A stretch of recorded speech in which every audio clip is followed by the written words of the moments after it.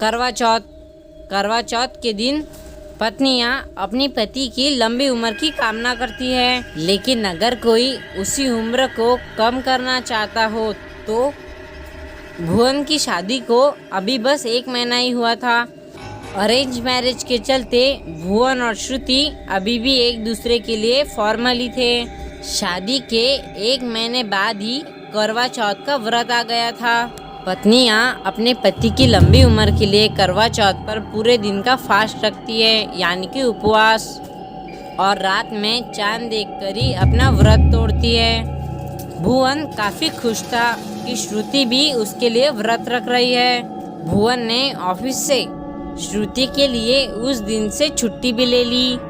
धीरे धीरे श्रुति और भुवन एक दूसरे को ज्यादा ठीक ढंग से समझने लगे थे। करवा चौथ के दिन भुवन करीब 9 बजे उठा और उसने देखा कि श्रुति ड्रेसिंग टेबल के सामने बैठकर तैयार हो रही थी।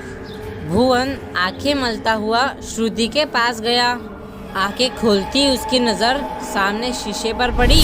उसे शीशे में श्रुति के चेहरे के जगह बहुत ही भयानक सा एक चेहरा दिखा। शीशे में जो चेहरा भुवन को दिखा उसके बीच में एक बड़ा सा कट लगा हुआ था। भुवन घबरा गया था, लेकिन पलक झपकते ही आईने में फिर से उसे श्रुति का चेहरा दिखने लगा। श्रुति भुवन का ऐसा चेहरा देखकर थोड़ी कॉन्शियस हो गई और वो उठकर वहाँ से चली गई। भुवन को बिल्कुल भी समझ नहीं आ रहा था कि जो उसने देखा वो क्या था, लेकिन उसे लगा कि नींद में होने की वजह से उसे शायद वहम हुआ होगा।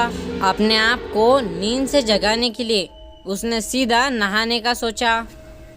भुवन नहाने के लिए अपना टॉवेल लेके बाथरूम में जाने लगा, लेकिन उसने देखा कि बाथरूम का दरवाज़ा अंदर से लॉक था। जब भुवन ने नॉक किया तो अंदर से शावर शुरू होने की आवाज़ आई।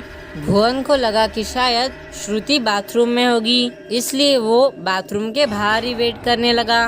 भुवन के होश तो तब उड़े जब करीब 5 मिनट के बाद श्रुति बाहर से रूम में आई। भुवन हक्का बक्का रह गया। उसने अब बाथरूम का दरवाजा खोलने की कोशिश की, लेकिन अब बाथरूम का दरवाजा भी खुल गया और बाथरूम के अंदर भी कोई भी नहीं था।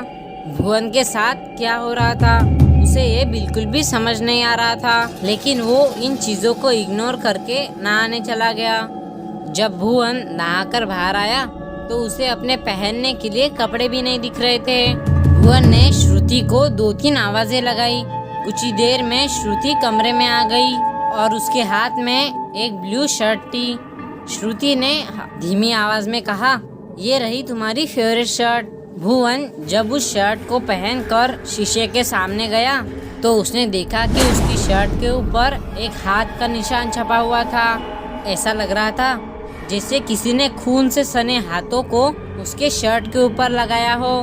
भुवन ने वो शर्ट उतारी और दौड़कर वो शर्ट लेकर श्रुति के पास गया।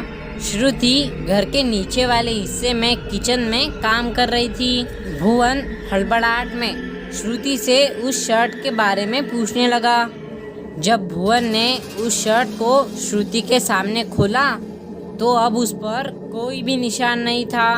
भुवन ने श्रुति से कहा, जब वो इसे शर्ट देकर गई थी तब इस पर वो निशान था, पर श्रुति ने इस पर इसके बाद जो जवाब दिया उससे भुवन के होश उड़ गए। श्रुति ने बताया कि वो तो सुबह से नीचे ही थी। वो भुवन की नींद खराब नहीं करना चाहती थी, इसलिए वो पहले से ही नीचे आ गई थी। श्रुति की बात सुनकर भुवन बहुत ही ज्यादा कंफ्यूज हो गया। भुवन अपना सर पकड़कर वहीं पर बैठ गया। उसे लगने लगा कि वो आज पागल होने लगा है, क्योंकि एक के बाद एक उसके साथ में ऐसी अनहोनी घट रही थी। दरअसल भुवन को शराब पीने की एक बुरी आदत थी और श्रुति को लग रहा था कि ये सब उसी का नतीजा है। भुवन को अचानक से बहुत ही ज्यादा घबराहट महसूस होने लगी। वो अपने कमरे में गया और थोड़ी सी शराब पीकर सो गया। भुवन की आँख खुली तो श्रुति उसे नींद से उठा रही थी। श्रुति ने शादी का लहंगा पहना हुआ था और वो बहुत ही सुंदर लग रही थी।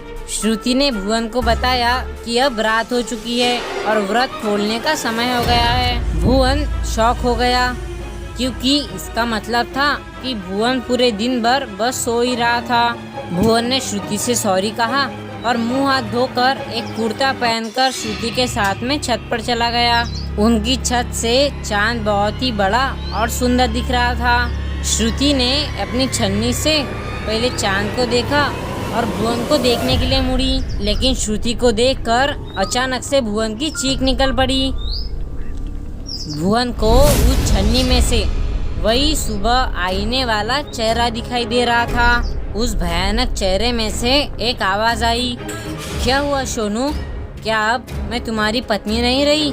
ये सुनकर भुवन की हालत खराब हो गई, क्योंकि भुवन को सोनू बुलाने वाला इस दुनिया में बस एक ही शख्स था और वो थी भुवन की पहली वाइफ काजल।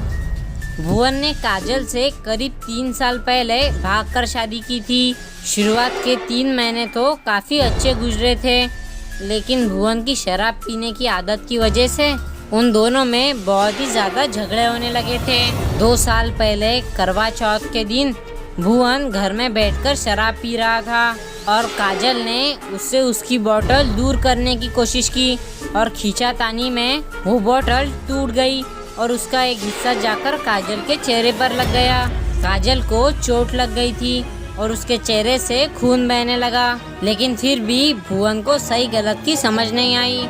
उसकी शराब की बोतल टूटने की वजह से वो गुस्से से पागल हो गया और उसने गुस्से में काजल को बहुत ही जोर से थप्पड़ मारा, जिसकी वजह से काजल सीढ़ियों से जा गिरी और उसकी वहीं पर मौत हो गई। उसने खुद को बचाने के लिए काजल की लाश को एक कब्रिस्तान में गाड़ दिया और वापिस अपने परिवार वालों के पास आ गया।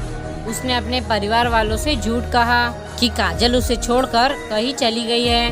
भुवन के परिवार वालों ने उसे अपना लिया और उसकी दूसरी शादी श्रुति से कर दी। भुवन की जिंदगी का ये सच किसी को भी नहीं पता था, लेकिन जिसे पता था वो अपना बदला लेने वापस आ गई थी और भुवन के ठीक सामने खड़ी थी। भुवन वहाँ से भागना चाहता था, लेकिन वो वहाँ से हिल भी नहीं पा रहा था। तभी अचानक उसका पैर फिसला और वो घसीटते हुए और छत के कोने पर पहुंचा और वहाँ से नीचे रोड पर गिर गया। तभी रोड पर आती हुई ट्रक उसे वहीं पर कुचलकर चली गई। श्रुति जो नीचे काम कर रही थी, कुछ गिरने की आवाज़ से जब उसने बाहर देखा तो उसने भुवन को मरा हुआ पाया। जब श्रुति ने छत पर देखा तो काजल की भयानक दिखने वाली शक्ल को देखकर श्रुति के रोंगटे खड़े हो गए। काजल की आत्मा श्रुति को देखते हुए ही अपने आप हवा में गायब हो गई। पुलिस की इन्वेस्टिगेशन में यही अनुमान लगाया गया कि भुवन शराब के नशे में छत से गिर गया, जिसकी वजह से भुवन की जान चली गई।